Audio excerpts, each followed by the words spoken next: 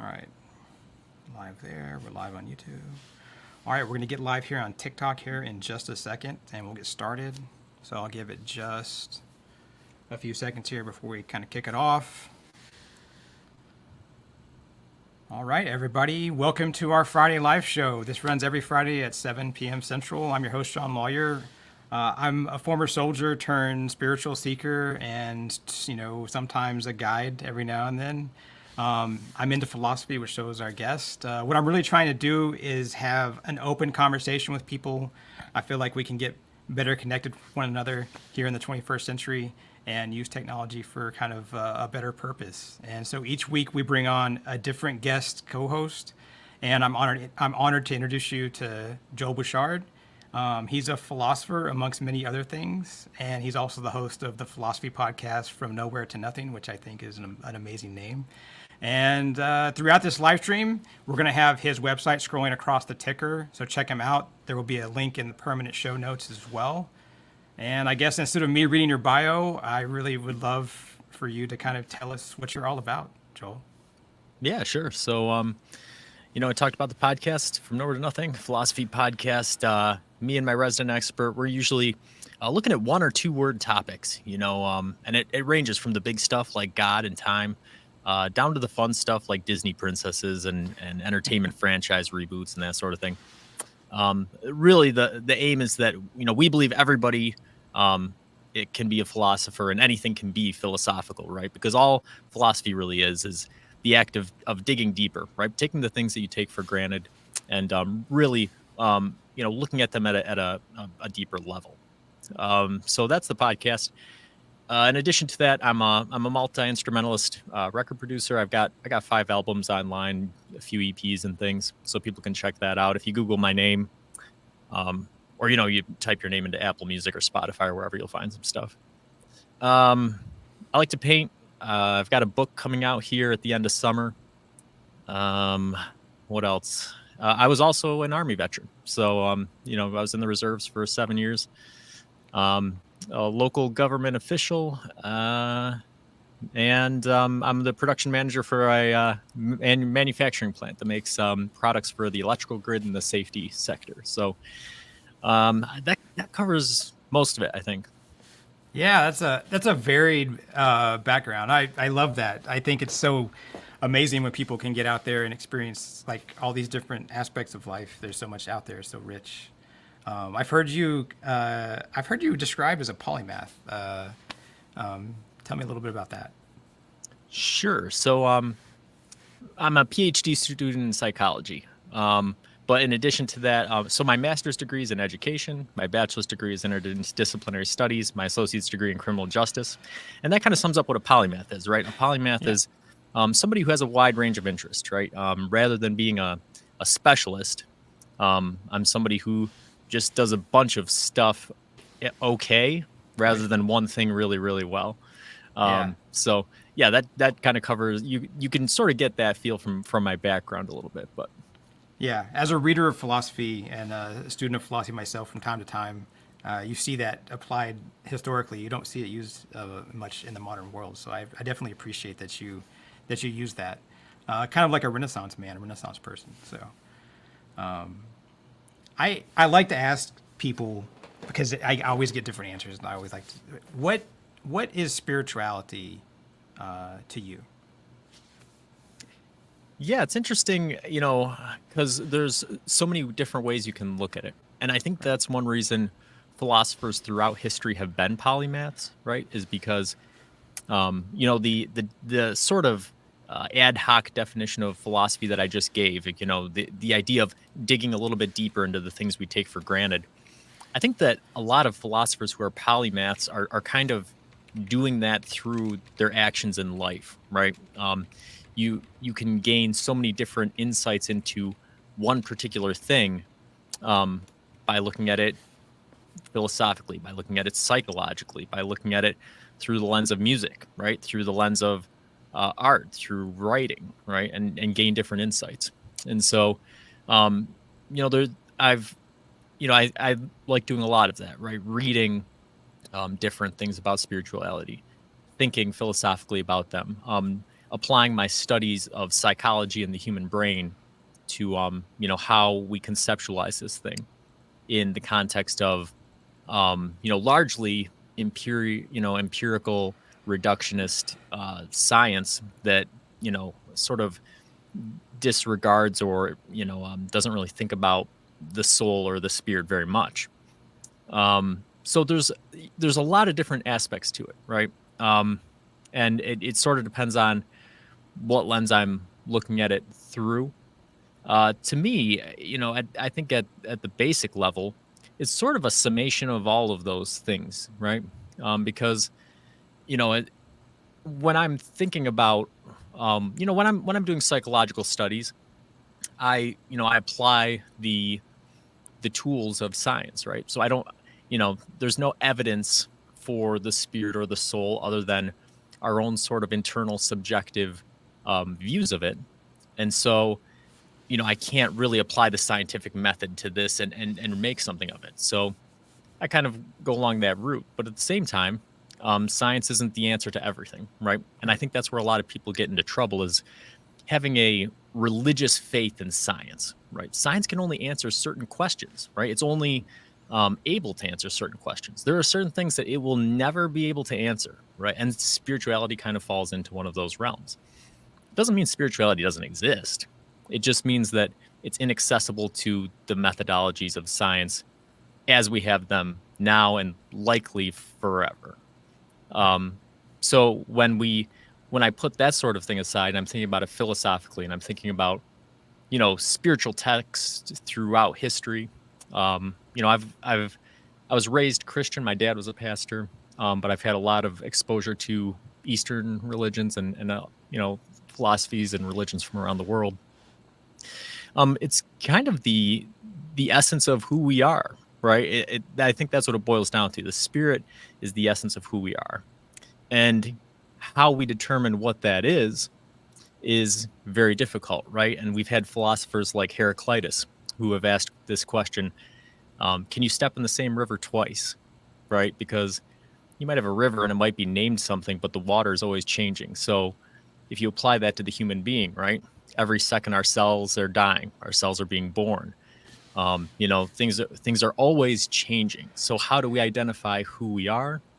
And how do we sort of conceptualize this enduring through line of our spirit, given that context of change? Yeah, there's a lot there. I definitely appreciate that perspective. And yeah, Keith, we can see you. Thanks for joining. We appreciate it. If you have a question, let us know. Yeah, I really appreciate your perspective on how philosophy and spirituality kind of intersect, and I also appreciate how you see science fitting in, or sometimes not fitting in, because I was reading, I think it was Hannah Arendt a couple years ago, and I don't know which book it was. It might have been The Human Condition, but basically the idea that science is this beautiful thing, but science isn't going to save us. Science isn't going to. It's not the end, right? There's a lot more to it, and I. One of my favorite scientists and one of my favorite philosophers is Max Planck, right, in the philosophy of physics, because he talks about, and this kind of gets into what you were talking about, which is that science can't pin down consciousness, but everything we know about science postulates the existence of consciousness, even if it can't prove it, even if it may never prove it. So I definitely appreciate that we have all these different ways that we can go out and find these truths, and the fact that these truths can shift based on understanding of each of them. And I think really that gets into the essence of kind of what you're talking about, being a polymath, is how all these things beautifully kind of interweave with one another. Yeah, I think there's a really close relationship between consciousness and the spirit, right? I think that seems sort of intuitive. And when we think about, materialist, empirical, reductionist science, we know we know consciousness exists, right? Each one of us experiences it. Sure. But it's veiled, it's inaccessible to sort of empirical study in a lot of Right. ways. And so if you take an empirical reductionist kind of viewpoint and you try to study consciousness while getting rid of all the subjective components, right? You can't rely on self-report, so you have to sort of define it other ways. You run into really big problems, right? Yeah. Because you talk about awareness, or you talk about the ability to learn, or you talk about whatever metric you put to it. There's very bizarre results that sort of um, come out of it. So what that tells me is that there's more there, right? There's more there than can be discovered. Um, but there's actually a great book that I just read called "The Weirdness of the World," and it's a philosophy book that talks about this, right? The problems of trying to define consciousness from the material viewpoint, from um, like the psychic viewpoint, from all kinds of viewpoints. It doesn't really matter how you try to define it. You always end up with really bizarre results, right? Which kind of says that reality has to be weirder than our wildest imaginations, right? Uh, and with consciousness sort of being equated with the spirit in some ways, right? Which Sure. I think is a pretty fair thing to say. The same thing applies, right? This whole idea of who we are and what composes the internal aspect of our personality is something very strange. And this can be explored philosophically and scientifically in a number of ways. One of my favorite episodes that we've done on the podcast was on Boltzmann brains, right? Which is this idea that the universe is this huge thing, possibly infinite, right? If the universe is infinite, or if there's infinite universes with stars and all this complexity and stuff, and it all came from this Big Bang, a quantum fluctuation sort of popping out of probabilistic field interactions. It seems much more likely that these field interactions and these quantum fluctuations would actually pop into existence a single disembodied human brain, and that brain's conception of reality would be mine, right? And so you don't exist, the outside world doesn't exist, none of this exists, right? It's just that this brain happened to pop into existence with all the memories intact, everything formed, and then pop out of existence. And basically, this is just sort of a memory outside of time of this brain, rather than the whole universe developing over the course of time and stuff. So, yeah, really strange things happen when you start trying to figure out, where does consciousness come from, right? Where does spirit come from? What are we, Yeah, that's that other side, right? And or that the deepest thing within. Either you look at it either way, I think. When you look at, let's just say, like world religions, like from around the world, from indigenous all the way to standard global religions. How do you see, if you remove the dogma from it and like the ecclesiastical human touch points, how do you look at religion from a philosophical perspective? Do you see it as metaphysics? Do you see it as an extension, or how do you look at that? Yeah, I think all religions and philosophies, as well, have multiple components. Religions specifically always have a metaphysical component, right? Philosophies don't necessarily. You could have Right. an ethical philosophy that doesn't really talk about, metaphysics, but religions, always tend to have a metaphysical component. They always have a moral component, and really those two are indispensable. You can't get away without having those two. Um, but deeper than that, I think that how they conceptualize the human being and how you sort of actualize or reach the potential of your spirit, right? How you do that can sort of be fit into two categories, right? One is additive and one is subtractive, right? And so in additive religions, it's based around your ability to do something, right? You have to sort of cultivate virtue. You kind of have to work hard. You have to make something of yourself in order to reach, it's like climbing a mountain. You want to reach the peak of the mountain. Subtractive religions say that you're already there. Like, you were born at the top of the mountain. But as you've gone through life, there's been these other things that have been added on that have now sort of clouded your vision and made it impossible to understand or know what that initial perfection was. And so you work at stripping those things away. And I think that's sort of the core epistemology of a lot of religions, is one of those two, in addition to the metaphysical and the moral principles that they kind of bring with them. Yeah, I like that that description of it. I find in myself with religions too, like even within a religion, like take Christianity, right? Like you can in some respects, in the way it's been fed to society through all these human touch points, it becomes very additive, right? You've got to do X, Y, and Z to get to heaven, or if you don't, you're going to go to hell. And yet, if you can turn to the mystics, the Christian mystics, right, it becomes more subtractive, right? It becomes more of that Christ consciousness, or whatever, the divine's within us, right? We just have to see it. And we see that, a lot of the mystics, the mystics were kind of tolerated within, the Catholic Church for a while, and then they realized that it was empowering the people, and they kind of turned away from it. So I think it's interesting that even within, religions that you look at, you can see both additive and subtractive, within them. Yeah, certainly. I mean, Christianity is a great example, right? Because I think of the Catholic Church as being more additive, right? There's always things that you have to do, right? You have to do in order to sort of earn your spirituality, the salvation of your soul. Right. Whereas with Protestantism, or, like you said, certain flavors of Gnosticism, early mysticism and things, where they'd say, hey, the knowledge is already there, or the forgiveness is already there, however you want to put it.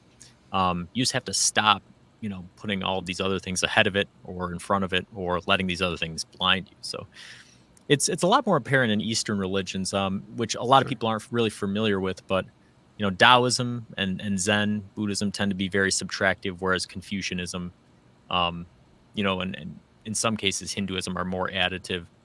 So, yeah, but I think that whether or not your beliefs are additive or subtractive tend to have a really important impact on how you decide to live your life and what your belief system is. Yeah, I agree with that. And I think if you look at our Judeo-Christian background here in the United States, in the West, not having that Eastern influence until very recently, really. And I mean, there's been times where there's been surges in it. You can look at, like, I can never pronounce his name, but the guy who wrote Autobiography of a Yogi. He was doing comparative religion between Hinduism and Christianity back in, like, the 20s. But for the most part, we didn't really get, like, mainline access to Eastern philosophy until the late 20th, early 21st century with the internet, on a large scale. And I think it's definitely changing things and how we, as a society and a culture in the West, perceive ourselves, perceive one another, and perceive whatever all this is. It's interesting because the sort of religious history of America is a little bit more spicy than people tend to assume. In American transcendentalism was largely influenced by Hindu religion. Yeah. So there was some of it put in there, as well as the Stoic philosophers. Stoicism in many ways kind of mirrors Buddhism on the other side of the map earlier on, but yeah, and then Americans had American spiritualism in the 1800s was largely a cult. That's sort of when having fortune tellers and readings kind of hit a fever pitch, which is interesting because that sort of coexisted at the same time as the religious, Christian religious revivalism and things. So I think they were kind of warring with each other a little bit. But yeah, I mean, the occult was really big at one time. The American transcendentalists were influenced by Hindus. So there's always been a little bit of it, but Absolutely. It's not really. And I think that it's sort of our modern perspective to kind of downplay it in retrospect, right? We weren't alive during those times, and now we're predominantly Christian, so we don't really talk about those other influences, but they did exist at one point. No, that's a point well taken. And, I've always been so interested in the fact that New Age spirituality started in the mid 1800s, and like Helena Blavatsky and the Theosophists, and if you guys watching the podcast have never heard of Helena Blavatsky or the origins of New Age spirituality, you should go check it out. There's pretty wild stuff that happened in the mid to late 1800s on into the early 1900s. So, and I think you're right too, because if you look at someone like William James, right, in his lectures, the Gifford lectures, or which I think is probably one of the best. I don't know, like it's one of the better introductions into like comparative religion around the world. And what I really appreciated about what he did is how he really took it out of the dogmatic church, and he completely removed it from the church, and he completely took it down to the individual, which is what really you and I are really talking about here is individual, because what I found is it's so different from person to person. And what speaks to us, we could be hearing almost the exact same thing, but we're hearing it from a different teacher, and it won't click with this person, but it will click from that person. And then we tend to get very enmeshed and devoted to that one thing, when in reality it's the same thing coming from a lot of different perspectives. Yeah, yeah, and like you said, William James was a huge influence there. He's one of my favorite people in American history, right? Because he was he was a philosopher, but he's also a proto psychologist, right? Really, Yeah, before the father field. of American psychology, right? Yeah, Yeah, yeah. And absolutely. so, really influential and really insightful, not just for his time, but even today, a lot of the things that he said were sort of relevant and kind of aged well. But yeah, this idea of the individual, right? It's funny because, if you look back at, art or writings or teachings from different points in history, specifically like the Middle Ages and the Dark Ages and stuff, it seems so foreign and strange and stuff. And a lot of that's because, the church kind of ran everything, right? And even your government, this sort of feudal government, you just had a few people at the top that were sort of contributing. And so the individual really didn't have much of a place in society. And, that's obviously something that it's waxed and waned throughout history, right? Because if you look at Greek philosophy, very individual, right? And of course you had Plato's Republic and stuff, and people talking about how they were talking about society, but they're really talking about the individual's ability to contribute to society, right? And so it was very individualistic.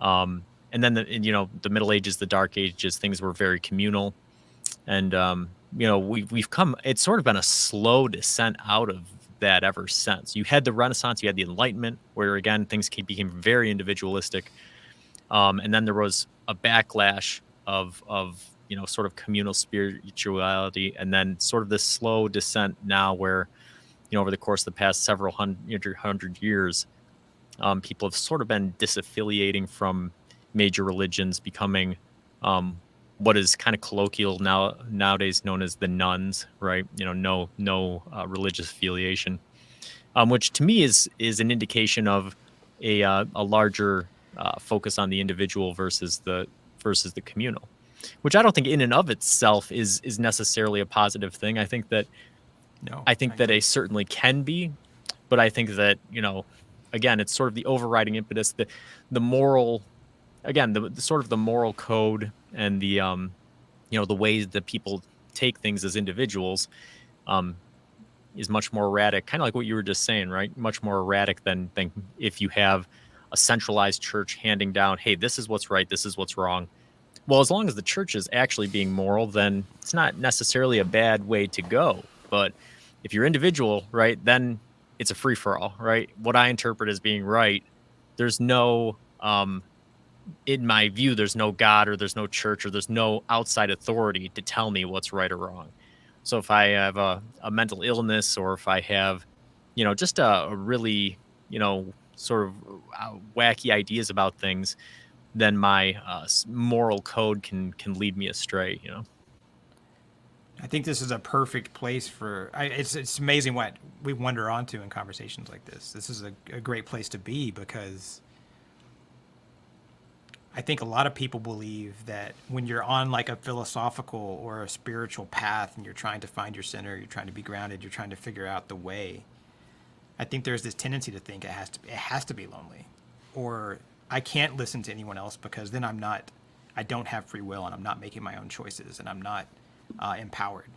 When in reality, I believe we can be empowered within ourselves, empowered in what we believe and what we find as far as truths in the universe and the world and reality. And we can still have conversations with each other, cognizant of the fact that there's all these amazing perspectives that are going to really inform our own path, but doesn't have to completely shape it. Yeah, yeah, absolutely. And I think that's sort of,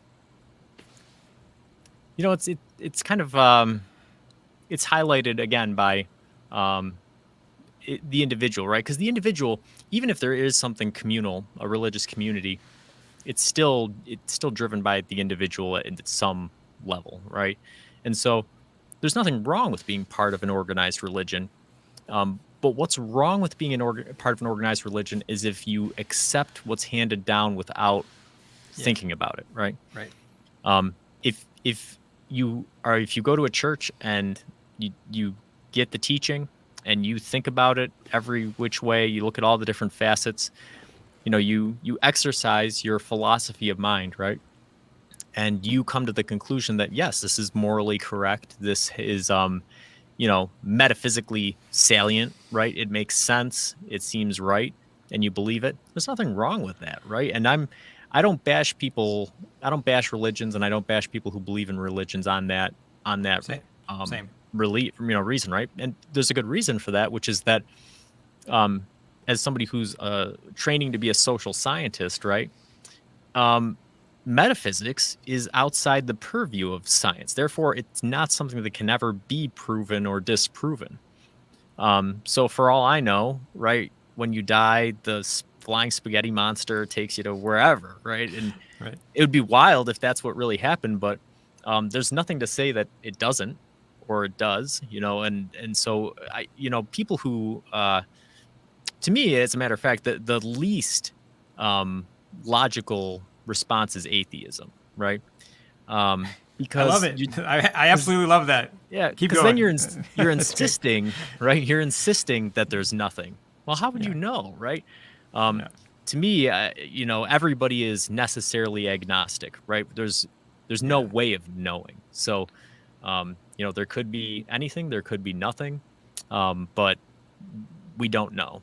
And if you believe you do know, there's nothing wrong with that, right? If it metaphysically makes sense to you and it's morally correct, I just wouldn't worry about shoving it down other people's throats, right? Because at its core, other people might come to a different decision because it's unprovable, it's untestable.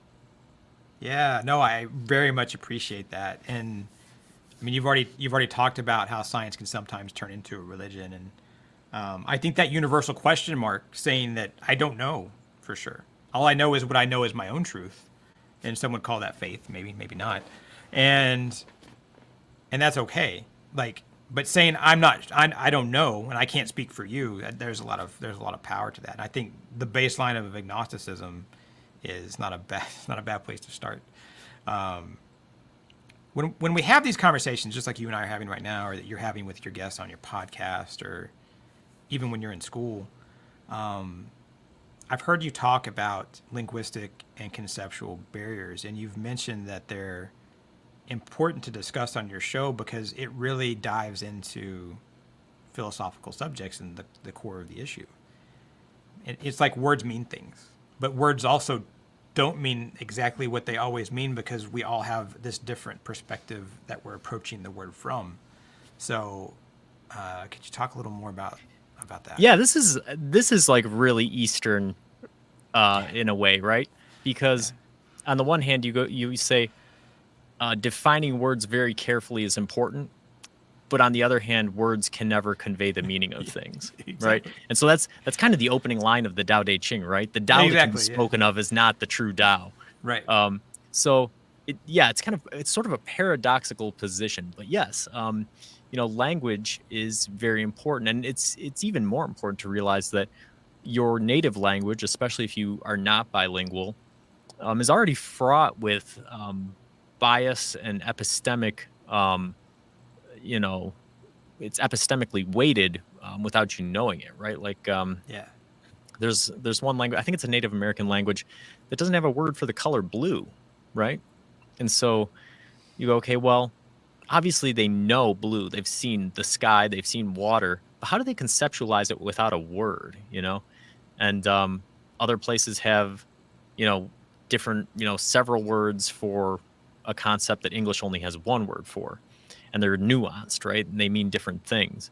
And that helps sort of shape your conceptual image of what a thing is. And so it's kind of important when we're thinking about things philosophically, when, you know, especially like on my show where we're taking one word and we're going to talk about it for an hour, right? Um, to really sort of put it in its context like that, letting people know, um, you know, we're operating from this frame of reference where, you know, we're going to give you the background of the word. You know, this is what the word, where it comes from in the tree of language, what it meant then, what it means now, how it's evolved. And the fact that, you know, we're conceptualizing it from an Anglophone or English perspective, and other listeners, you know, I've got listeners on 6 continents. So by the time they, you know, conceive of it in their native language, it might have a different sort of flavor to it, you know? So certainly, yeah, words mean something. But at the same time, they're never able to capture the essence of reality. Right. No, that's a really good description of that, and kind of when you think about the conceptualizing of it all as well. So you've got the language part we just talked about, but you've got conceptualizing it. How do you see people when you talk about conceptualizing? How would you describe that to someone? Yeah, so conceptualizing is similar. You know, it's abstracting, right? Okay. And this is something that philosophers have talked about and struggled with throughout history. And it's funny because if you're not a philosopher, it seems like the most basic thing, right? You go, oh, okay, well, I've got a table here, and the table's made out of wood, and that seems like a pretty easy thing to figure out. Um, but philosophers, even before we had psychology and neuroscience and other things that kind of back up some of the claims, we're already saying, you know, back in the ancient Roman days, we're saying, no, all of reality, right? Plato's cave, all of reality, we is something we don't have any access to, right? It's just shadows on a cave wall, and the real world is outside. We don't have access to it. Or, you know, you had Kant, Immanuel Kant, who, you know, was saying that, you know, we have both a physical form and we have a spiritual form. But honestly, neither one of those is real, right? The spiritual form, you know, sort of filtered through the physical form, doesn't have access to reality as it is. And science has kind of backed that up in a lot of ways, right? When you start looking at the sensory apparatuses of the human being, you find a lot of things that are strange. You know, you could take the eye and look at how information gets filtered from the eye to the occipital lobe to the frontal temporal lobe, and a lot of interesting things happen, right? If any one of those things goes wrong, right? If you have a deficiency in the prefrontal cortex of your visual system, you'll have blind sight, right? Which is where you insist that you can't see, that there's nothing there. But yet, if somebody asks you to point where the light is, you'll always point to the light. Or if they say, here, I'm going to hold something out in front of me, grab it, you'll always put your hands to the size of and shape of the thing that you need to grab. And what's happening there, right, is your eyes are still functioning and your visual system is still functioning. But the part of your brain that is sort of coordinating those things and being the executive that's telling those systems what's going on no longer works. And so as a result, you can see, but you don't know you can see, right? And then, of course, there's sort of the quantum physics aspect of it where you look at the table and you realize that the table is vastly, you know, overwhelmingly empty space. Yeah. You know, it's not a solid thing, right? And not is it not only not a solid thing, it's also not a stable thing in any real sense of the word. You know, you get down to this sort of quantum foam, and it's this probabilistic element where, one in every so many billion times I could pass my hand right through it. And so conceptualization really is how we make sense of what's out there. But you kind of have to think about it as a sort of like a compressed image, right? It's sort of like when you're looking out at a landscape and then you take a picture of it on your phone. It sort of captures what's going on out there, but it's not exactly what's going on out there. And then if you were to email that to your friend and compress it even further, well, now it's definitely not what you saw with your eyes. And what you're seeing with your eyes is not even what's out there, right? It's something even far beyond that. So conceptualization is just the process of trying to come to know what things are outside of you, largely through rationalization, right? Not trusting the senses, questioning those things, and trying to look at all of your streams of information and come to an idea of what something is, really with the understanding that you're never going to know. And I think that's the important part of philosophy that a lot of people dislike, right? Humans are creatures that like to know. They want to believe that they know. Right? Absolutes, right? Yes or no, right or wrong, black and white. Yes. Yeah, absolutely. Yeah. You want to know things. And what happens is the second you start becoming a philosopher, you realize, I don't know anything, right? And that's not relativistic or skeptical or solipsistic. It's not saying that there is nothing or that we can't know anything. But it's that our picture of it is always going to be fuzzy. It's always going to be hazy. We're always going to be trying to triangulate knowledge rather than actually coming to know exactly what something is. Yeah, triangulate knowledge. I think that's a really useful thing and way to look at it. When you look at conceptualization, and each of us are conceptualizing something possibly could be very similar, could be very different depending on who we are and what we're looking at.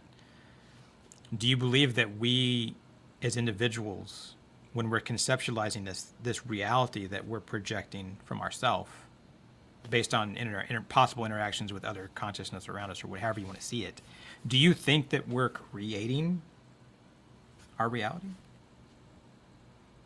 Yeah, this is sort of on the cutting edge of science. Actually, there's been some very interesting things going on. A lot of some of the world leading physicists are starting to say that the paradigm of space-time is doomed because there's something more fundamental underneath it that kind of interweaves and comes from a subjective kind of viewpoint, right?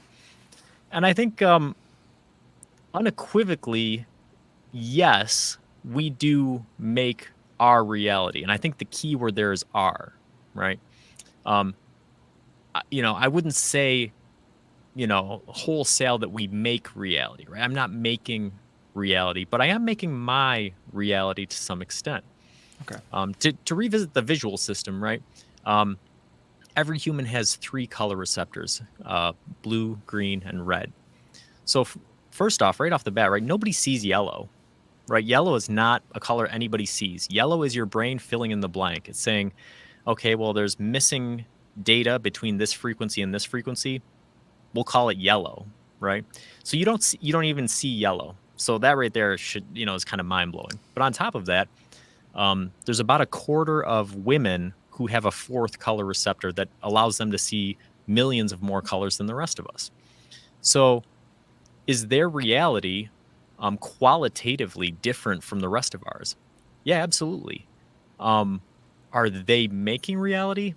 I wouldn't say so, because I'd say the qualities of reality are already present or nascent in the environment, but they're certainly making their own reality, right? If you took away that color receptor, their perception, their interpretation, their experience of what reality is would be vastly different. So, I think that there's definitely a, and the second level to that is that, we cause events to happen, right? We're not passive observers of reality either, right? The actions that we take actively influence things that happen out in the world. So in some sense, we are making objective reality as well, whatever small waves that may be. So um, are we making reality? Yeah, we might be adding a drop in the bucket, but are we making our reality? Yeah, I think we have a much bigger hand in doing that.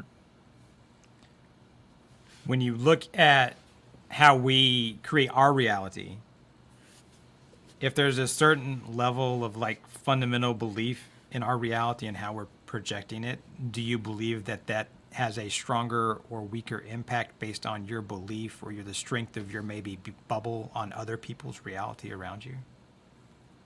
Hmm.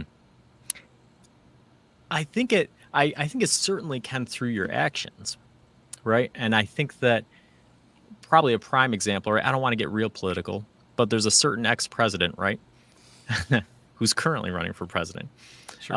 who has a certain belief about who he is, right? Right. And then there's numerous other people who have views and beliefs about him that are completely opposite and contrary to that. Sure. Maybe there's people in between, but I really haven't met them. Right. Um, Yeah. but Not many fence sitters there. Yeah. yeah. Got And it. so Yeah. not picking on anybody, not trying to make anything I got it. political. I'm just using For it sure. because to me it's a very salient illustration, right? No, of absolutely. I how- think it's a good. It absolutely is. yeah, of how you can go through life and your belief, right, about who you are and what the world is like and what your role is in it, can have a huge impact on how other people perceive you, right, for better or for worse. Um, and so certainly you look at followers of this guy and they think it's the greatest thing ever, and you look at other people and they think that it's the absolute worst thing ever. And that's just a great illustration, right? So I think certainly your core beliefs about yourself, about reality, about how you fit into it, they can certainly have a huge impact on other people. Yeah, it seems really important when we're studying, when we're teaching, when we're learning as students, when any of that, when we're approaching something like metaphysics, philosophy, spirituality, it feels like there's a lot of value in real world examples. So I definitely appreciate that because I think sometimes we need a way to say, okay, we're talking about this. What's an actual real world way to kind of look at it? So yeah, it almost feels like there's a tie-in to like law of attraction or manifestation to an extent when it comes to this, because if you walk through the world believing or knowing something, then you can make that thing just kind of happen based on you're taking steps, you're taking action. And that gets back into, we almost got into it a while ago. I don't think you actually said it, but it's almost like we got into causality earlier, right? And causation, but which you don't have to be talking about philosophy for very long, I think, to stumble on that. Yeah. No, that's an interesting. This is an aspect of philosophy that I am currently wrestling with. I'm currently wrestling with all of it, right? But every once in a while, there's certain parts that I think I understand more than other parts, and usually that gets turned on its head. But one part that I know I'm actively struggling with is this idea of manifestation, right? Because yes, I still kind of roll my eyes at people who believe in the power of crystals or this other stuff and thing. But then when you do think about it, right? The guy we were mentioning is a good example, but I can even think about examples in my own life, right? Where you go, well, how did I become somebody with 5 albums online, right? Was it I was never, nobody ever taught me how to play an instrument, right? I taught myself to play all the instruments. Nobody taught me how to build a computer or set up a recording studio, right? I kind of did that stuff on my own. I went through the process of figuring out how to distribute music and how to do all the other things. So what is that if not manifestation, right? I mean, Right. and that's, is it just a different word for hard work, or is it something more than that? And I think that there's certainly an intentional aspect of being a human being that, yeah, I think that in to a large degree, if you set your mind on something and you work hard at it, and you work to make that thing happen, you can make a lot happen. But I think that the other part of it is kind of what we've been talking about so far, which is that reality isn't what we perceive it to be, right? We've got an idea of what's out there, but we don't actually know what's out there. And so we can work hard and we can do all these things, but ultimately, all of the different interactions that are happening, all of the things that are going back and forth, there's just an enormous element of luck to every part of our lives, much less anything that we intend to do on purpose, right? The fact that I'm even here, right? You think about all of the combinations of genetics you could have had from your mother and father that would have fundamentally altered you to the point where you wouldn't be you anymore. It would be a different person, arguably a different consciousness, a different spirit, right? But yet I'm the one that came out, right? And then throughout your life, where you're born, who your parents are, how you're raised, everything that influences it. Everything is, based on luck and chance and ever-changing sort of relationships. And so I think that we do have the ability to be intentional and to manifest certain parts of how our life turn out. But I also think that a lot of what we perceive to be under our control is pretty illusory, right? It's pretty fragile. It's pretty more delicate than we think it is. Yeah, I think you could take that 45-second clip there and probably there's a lot of like what the universe is and what spirituality is, as far as I'm concerned, in that. I think that goes really deep core into the essence of like our reality and what we can or can't do, and that it's complicated, it's nuanced, it's ancient. I mean, it goes all the way back theoretically to the Big Bang or whatever the origin of the universe was. And it makes me think about, as you were talking about that, I was thinking about, as we think about cause and effect, right? We do something, someone else does something, or we do something, and eventually we'll do something else, right? There's all these things that happen, like the butterfly effect, right? A butterfly flaps its wings in China, and there's a hurricane in the Atlantic or whatever, right? But if you look at cause and effect, we can predict the weather pretty accurately out about 10 days, right? And I'm in my 40s now. I think when I was growing up, we were lucky to have a 2 or 3 day forecast, in the 80s, right? And it kept getting better to the extent we can predict things so far away. It's kind of amazing.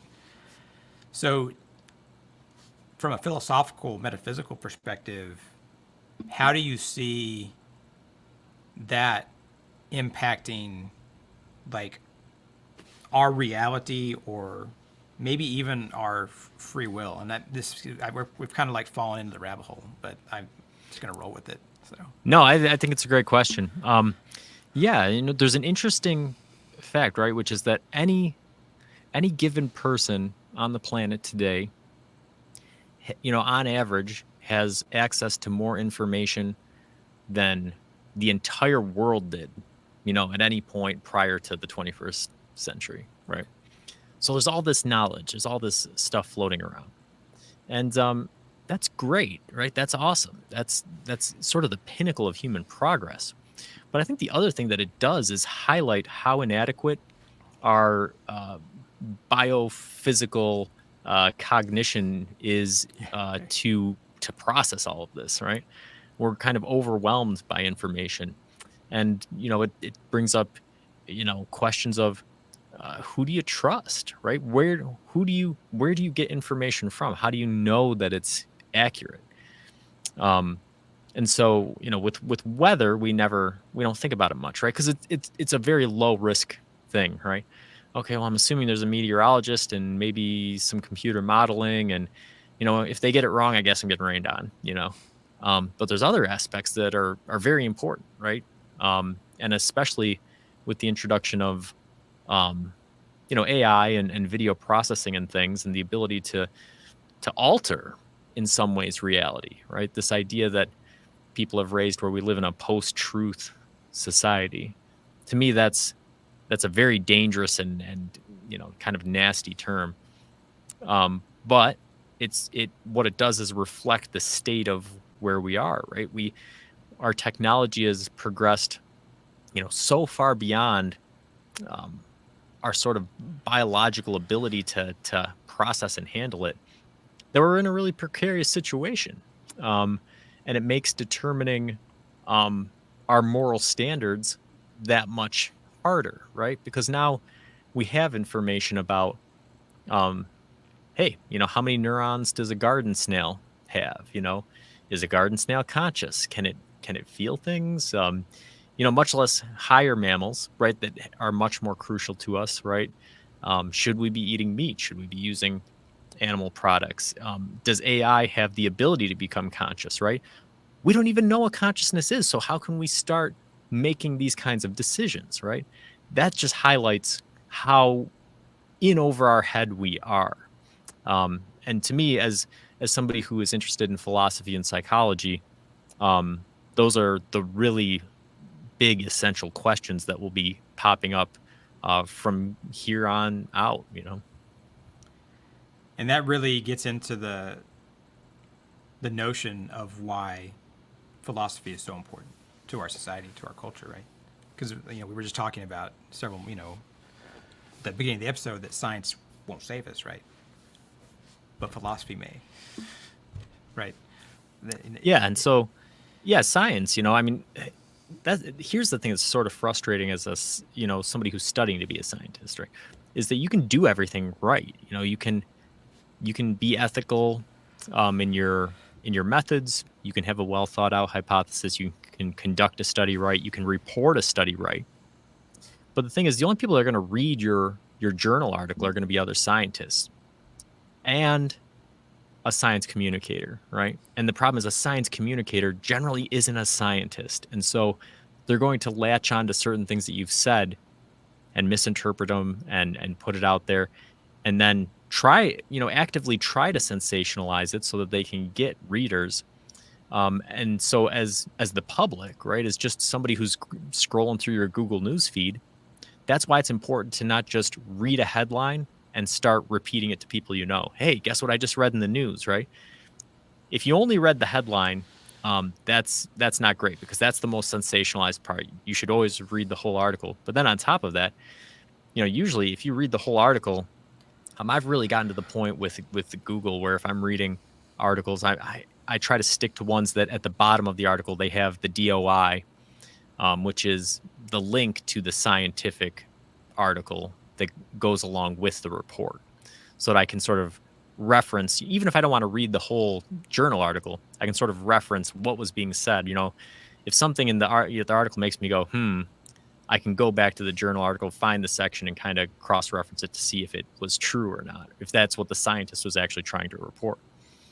But yeah, as lay people, right, it's so easy to just scroll through, read the headlines, and then start forming opinions on them. And I think that's part of the trouble with where we are as a nation and as a world, right? Is this reading journal articles or reading, headlines and forming opinions on them, right? And if you're not doing any thinking of yourself, right, you're just accepting other people's positions, then you're not thinking for yourself. You don't have free will, right? You're just accepting things that other people have said. So it's always good to take that second step to think about it for yourself, right? Think about it from what and cross-reference it with other sources of knowledge. Never just accept one source of information. Well said. Never just trust one source of information. That could be a really bright and loud bumper sticker, I think.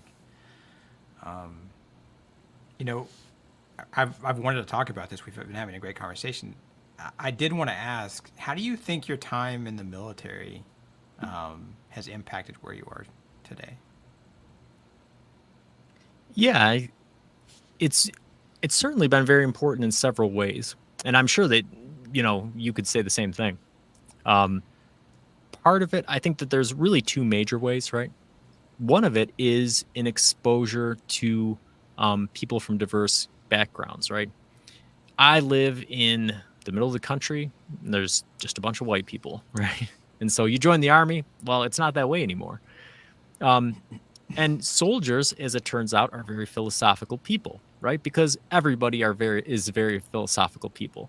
Philosophy just has the worst marketing, that's all it It's true. is. Everybody just they hear philosophy and they immediately get bored or think that it's something that's ancient and irrelevant. But there's nothing more relevant than philosophy. And so I remember just hanging out in the smoke pit, right? I didn't smoke, but that's where all the interesting conversations happen, right? That's where Same. people are talking Uh, about I was the God and same time, way. and Yeah. yeah. So that's where people are having all these philosophical conversations. So I got a lot of insight from people who had a lot of diverse perspectives there. And on the other side, I'd say that there's um, a visceral impact. Going through the military. Even if you didn't do anything, you just went through basic or whatever, you encounter some experiences that normal people are just never going to have, you Right. know, and they can they can attempt to insert themselves into that frame of mind. But in my mind, it's the perfect example of why empathy can actually be dangerous, right? Empathy is almost always talked about as being a purely positive thing. And I think in many cases it is, right? I think most of the time when people are attempting to be empathetic, they're attempting to do something right. Um, but specifically in stressful or violent situations, right? People tend to think that they're going to react a certain way, or that they would think a certain way in a certain situation, or things would unfold a certain way, and it's not the way it happens at all. Um, Right. and that's something that because of the sort of danger to life and limb, um, once you experience that, it definitely has the ability to change your perspective on life in general, right? You realize, wow, this situation that I had envisioned, or maybe even trained for, it unfolded so fast, and it happened so unexpectedly, and the things that I thought and felt were so different from what I thought they would be, um, that it starts to make you question, well, who am I then? And I think that that's the problem that a lot of veterans have when you see the veteran suicide numbers and substance abuse and homeless numbers and all these things that are so high. I think a lot of people who have never been in the military don't really understand what it is, right? They have this vague conception of what PTSD is. Um, but they don't, they can never understand what the root cause of this thing is. And so it gave me the smallest appreciation for that, right? Because I know people who have been through so much, and I have not. I certainly have not. But that small glimpse was enough to change my perspective and appreciation of what life is and who I am, right, and how I fit into it. So those are the two big things I think from the military experience, is that and the diversity of perspectives. I think just being in the military on its own is probably a traumatic experience.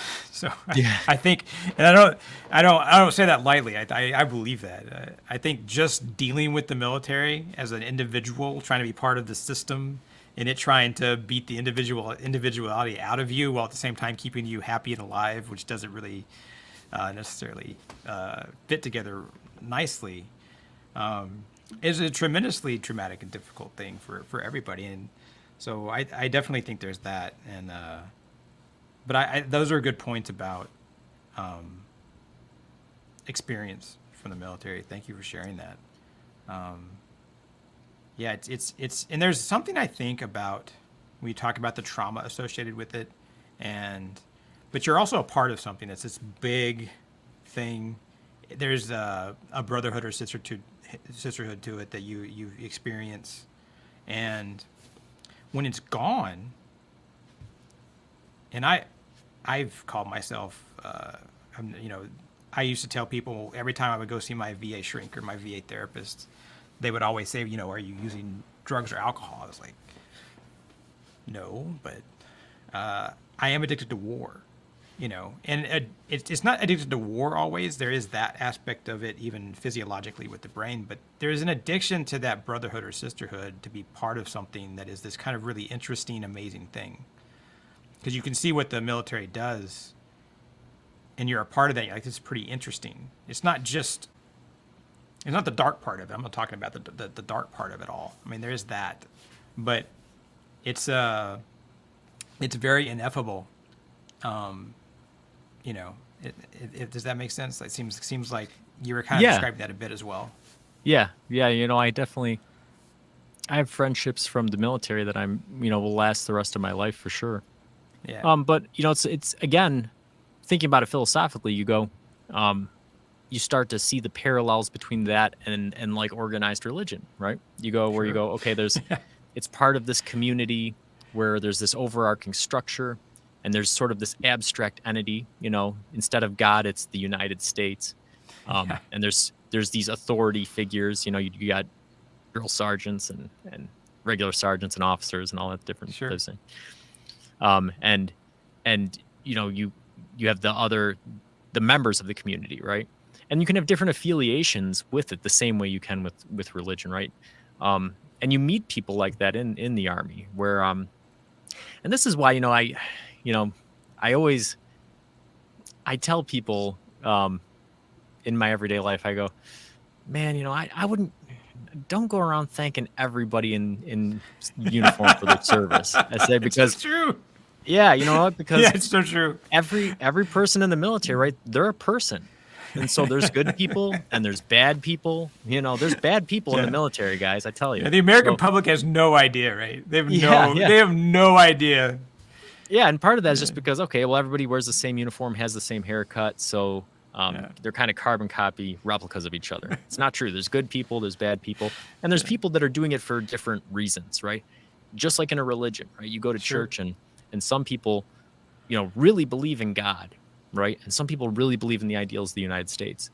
But then there's other people, right, that go to church because, they want to make some friends, right? They want to have somebody over to a barbecue. And the military, kind of similar thing, right? You go through some really hard times with these people that you're very close to, and you might see things that sort of disillusion you of your belief in the United States or the purposes of what you're doing, but you still hang on to those relationships that you had, or vice versa, right? You might stand up for the ideals of the United States. But you might see some of the bad people in the military, and that might cause you to sort of reevaluate the Army as an organization, right?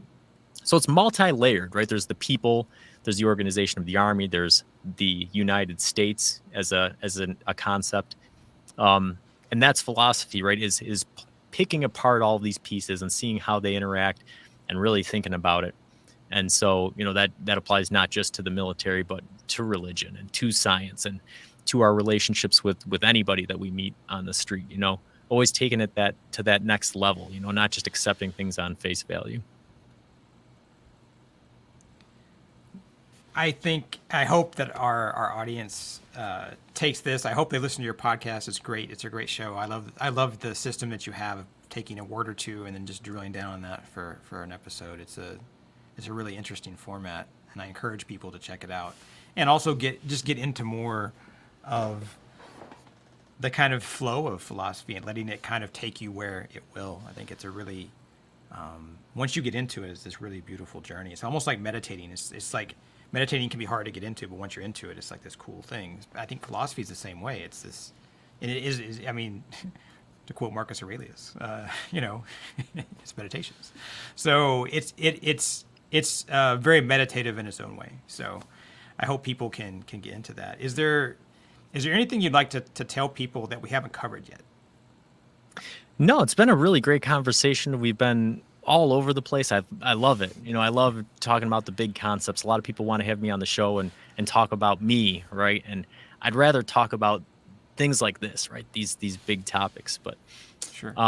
no, I think that, just to, go off of your last point there, what sort of repels people from philosophy is the unknown, right? Because like I talked about earlier, people want to know things, and when they don't know things, they get kind of squeamish, right? And the natural inclination is to just not think about those things, right? I'm not going to think about death. I'm not going to think about God. I'm not going to think about other people, right? I'm just gonna live in this bubble where I know things, right? Because not knowing is scary. But philosophy, right? It was kind of like you were saying, how meditation is hard, then it gets easier. It's the same thing with philosophy, right? The more you start to think about these things, the fear of the unknown goes away, but the awe and the sublime of continually experiencing these things that are so far beyond us never does, right? So the more you do it, the more magical life becomes, right? And it's really a great thing. So I'd always encourage people to get into it. Definitely, for sure. We've got your website scrolling in the scroll bar. We've got it up on the screen. Is there anywhere else you want to direct people to that they might find you? Or No, not really. I'm the world's worst marketer, so I hate doing it, so I just don't. Don't. But Okay. yeah, if feel free to listen to the podcast. If you have any questions or any topics that you want covered, we'll cover them. So at the beginning of each show, I mentioned the email address where you can send in your suggestions. If you're interested in listening to my music, like I said, just type my name into Apple Music or Spotify, wherever you listen to music, and you'll see some stuff there. But that's pretty much it. Okay. Thank you so much, Joel. And I appreciate everybody for watching. Same time next week, Friday, 7 Central. And we're going to have guest co-host Steve Martill. And we're going to be talking about manifestation. So it should be fun. And Joel, again, thank you so much for coming on. You've been a great guest. I love the conversation. If you could just stick around, we're going to take us off live, and then we'll say goodbye. Goodbye, everybody. Sure.